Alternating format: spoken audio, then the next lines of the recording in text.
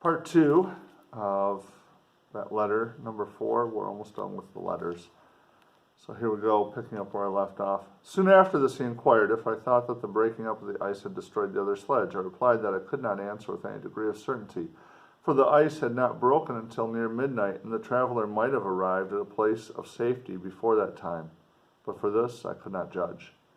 From this time, a new spirit of life animated the decaying frame of the stranger. He manifested the greatest eagerness to be upon deck, to watch for the sledge which had before appeared. But I have persuaded him to remain in the cabin, for he is far too weak to sustain the rawness of the atmosphere. I have promised that someone should watch for him and give him instant notice if any new object should appear in sight. So again, there is some kind of chase going on. So there were two, according to the person they brought aboard, there were two different sleds here, two different people going after it. Such is my journal of what relates to this strange occurrence up to the present day. The stranger has gradually improved in health, but is very silent and appears uneasy when anyone except myself enters his cabin. Yet his manners are so conciliating and gentle that the sailors are all interested in him, although they have had very little communication with him. For my own part, I begin to love him as a brother, and his constant and deep grief fills me with sympathy and compassion. He must have been a noble creature in his better days, being even now in wreck so attractive and amiable. I said in one of my letters, my dear Margaret, that I should find no friend on the wide ocean. Yet I have found a man who, before his spirits had been broken by misery, I should have been happy to have possessed as the brother of my heart. It's a key point. They seem to be similar. I shall continue my journal concerning the stranger at intervals, should I have any fresh incidents to record. Now we see here it goes to August 13th, 17 blank. So it must be some new incident to record. My affection for my guest increases every day. He excites at once my adoration and my pity to an astonishing degree. How can I see so noble a creature destroyed by misery without feeling the most poignant grief? He is so gentle, yet so wise. His mind is so cultivated, and when he speaks, although his words are culled with the choicest art, yet they flow with rapidity and unparalleled eloquence. He is now much recovered from his illness, and is continually on the deck, apparently watching for the sledge that preceded his own. Yet although unhappy, he is not so utterly occupied by his own misery, but that he interests himself deeply in the projects of others. He has frequently conversed with me on mine, which I have communicated to him without disguise. He entered attentively into all my arguments in favor of my eventual success, into every minute detail of the measures I had taken to secure it.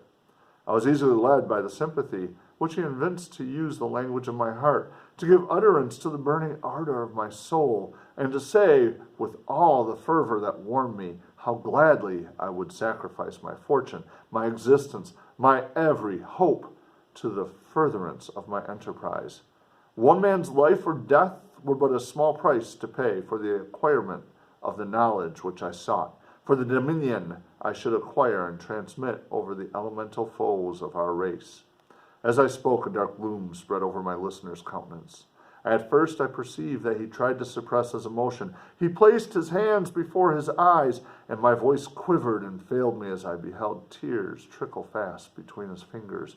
A groan burst from his heaving breast. I paused. At length he spoke in broken accents. "Unhappy man! Do you share my madness? Have you drunk also of the intoxicating draught? Hear me. Let me reveal my tale, and you will dash the cup from your lips." This pursuit, this adventure that Walton's on, this stranger says, "No, you shouldn't pursue it. Wait until you've heard my tale. You will change your mind." Such words, you may imagine, strongly excited my curiosity, but the paroxysm of grief that had seized the stranger overcame his weakened powers, and many hours of repose and tranquil conversations were necessary to restore his composure. Having conquered the violence of his feelings, he appeared to despise himself for being the slave of passion, and quelling the dark tyranny of despair, he led me again to converse concerning myself personally. He asked me the history of my earlier years. The tale was quickly told, but it awakened various trains of reflection. I spoke of my desire of finding a friend, of my thirst for a more intimate sympathy with a fellow mind that had ever fallen to my lot, and expressed my conviction that a man could boast of little happiness who did not enjoy this blessing. What is the happiness in life? Is finding someone with whom you can share your like-minded dreams, your ambitions. And these were the things he shared with him. By the way, you'll find out that Walton is about the same age as this stranger, who we will find out very shortly who he is. I'm sure you probably have an idea. I agree with you, replied the stranger. We are unfashioned creatures, but half made up. If one wiser, better, dearer than ourselves, such a friend ought to be. Do not lend his aid to perfectionate our weak and faulty natures. I once had a friend, the most noble of human creatures, and am entitled therefore to judge respecting friendship. You have hope, and the world before you, and have no cause for despair. But I have lost everything, and cannot begin life anew. That's a key point. Underline it. You can tell us the stranger right now. What is his perspective? He's offering hope to Walton, but he himself is like Walton, but has lost everything. He has no hope. He is hopeless, although he's on a mission, chasing that other sled. As he said this, his countenance became expressive of a calm, subtle grief that touched me to the heart, but he was silent and presently retired to his cabin. Even broken in spirit as he is, no one can feel more deeply than he does the beauties of nature, the starry sky, the sea, and every sight afforded by these wonderful regions seems still to have the power of elevating his soul from earth. Such a man has a double existence. He may suffer misery and be overwhelmed by disappointments, yet when he has retired into himself, he will be like a celestial spirit that has a halo around him, within whose circle no grief or folly ventures. Will you smile at the enthusiasm I express concerning this divine wanderer? You would not if you saw him. You have been tutored and refined by books and retirement from the world, and you are therefore somewhat fastidious. But this only renders you more fit to appreciate the extraordinary merits of this wonderful man. Sometimes I have endeavored to discover what quality it is which he possesses that elevates him so immeasurably above any other person I ever knew. I believe it to be an intuitive discernment, a quick but never failing power of judgment, a penetration into the causes of things, unequaled for clearness and precision. Add to this a facility of expression and a voice whose varied intonations are soul-subduing music. So he's met this guy, and this guy is just like the perfect friend. Yesterday, August 19th, 2 days later, yesterday the stranger said to me, "You may easily perceive, Captain Walton, that I have suffered great and unparalleled misfortunes. I had determined at one time that the memory of these evils should die with me, but you have won me to alter my determination." Underline these next sentences here. You seek for knowledge and wisdom as I once did, but I ardently hope that the gratification of your wishes may not be a serpent to sting you as mine has been. Same mission, same ambition, but he says, I hope that you succeed. So he and Walton are like brothers, like he says. That's a key line, though. Underline that. That's one of those themes. Seeking knowledge and wisdom. Just because we can doesn't mean we should. Seeking wisdom and knowledge for wisdom and knowledge's sake. May you not get stung. I do not know that the relation of my disasters will be useful to you. Yet when I reflect that you are pursuing the same course, exposing yourself to the same dangers which have rendered me what I am, I imagine that you may deduce an apt moral from my tale, one that may direct you if you succeed in your undertaking and console you in case of failure. Prepare to hear of occurrences which are usually deemed marvelous. Were we among the tamer scenes of nature, I might fear to encounter your unbelief, perhaps your ridicule, but many things will appear possible in these wild and mysterious regions which would provoke the laughter of those unacquainted with the ever-varied powers of nature. Nor can I doubt that my tale conveys in its series internal evidence of the truth of the events of which it is composed. So Mary Shelley's telling us, he's going to tell a story. It's an incredible story, almost unbelievable. But the fact that Walton has the same goal, ambition, and where they are, and seeing things that they've seen. So for the audience, she's setting us up saying, yeah, you might think this is crazy, it's unbelievable. But just wait. Just wait.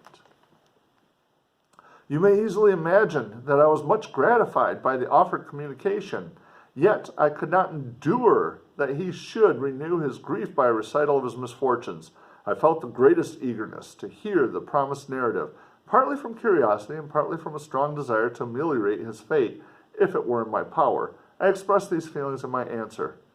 I thank you, he replied, for your sympathy, but it is useless. My fate is nearly fulfilled. I wait but for one event, and then I shall repose in peace. I understand your feeling, continued he, perceiving that I wished to interrupt him. But you are mistaken, my friend. If thus you will allow me to name you, nothing can alter my destiny. Listen to my history, and you will perceive how irrevocably it is determined. Yes, he had trouble saying that because he was not feeling well. He then told me that he would commence his narrative the next day, when I should be at leisure. This promise drew from me the warmest thanks. I resolved every night, when I am not imperatively occupied by my duties, to record, as nearly as possible in his own words, what he has related during the day. If I should be engaged, I will at least make notes. This manuscript will doubtless afford you the greatest pleasure, but to me, who know him and who hear it from his own lips, with what interest and sympathy shall I read it in some future day? Even now, as I commence my task, his full-toned voice swells in my ears. His lustrous eyes dwell on me with all their melancholy sweetness. I see this thin hand raised in animation, while the lineaments of his face are irradiated by the soul within. Strange and harrowing must be his story. Frightful the storm which embraced the gallant vessel on its course and wrecked it thus. So, we have these letters, and now what Walton's going to do is record the story that the stranger... I'll just give it away, spoiler. It's Frankenstein. So, Victor Frankenstein is going to tell Robert Walton this story. So, we've got the letters to Margaret, and then inside this letter is this recording of Frankenstein's story. So, this is the frame. And now we have within it. So we have the story within the story that's about to start. So that's chapter 1. That's the letters. We'll be starting chapter 1 here pretty quickly. Let me show you what I expect you to do. So we have here the letters, what this should look like. If I can see what I'm doing here on my own. Bear with me. So this would be what your slides would look like. So I'll zoom out a little bit. There we go. So you have an image, you have a title for the chapter, you have a quote, letter 1, letter 2, letter 3, letter 4, what goes into it. So when you do those slides, they'll look something like this, and that'll be for the odd chapters. Of course, I'm not going to share them with you because you have to create your own, but for the even chapters, we'll summarize it that way. So that is the introduction, and we will continue with we're done with the letters, we'll continue with chapter 1. And I think I'll just call this Rough Trade Amateur Hour. So, till then.